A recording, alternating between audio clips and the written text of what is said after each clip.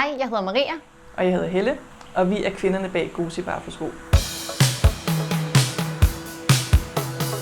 Jeg startede Gosi, fordi jeg manglede sko til min dreng. Da min dreng skulle lære at gå, der var jeg interesseret i at finde nogle sko, som havde en fleksibel sål, sådan så han kunne bibeholde fleksibiliteten i sine fødder. Jeg var ude i mange butikker og kiggede efter sko, og der var ikke nogen af dem, jeg kunne finde i hvert fald, som levede op til de ønsker, jeg havde til en sko til ham. Vi har vendt os til sko, der strammer, løfter hælen, presser tæerne sammen og begrænser os hele dagen.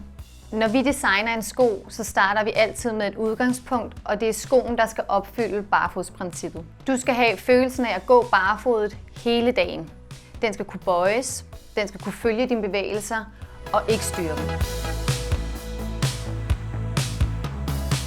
Vi producerer skoene i Portugal simpelthen fordi, at det er i Portugal, de er de dygtigste til at lave sko i læder. Det gør, at vi kan garantere for kvaliteten.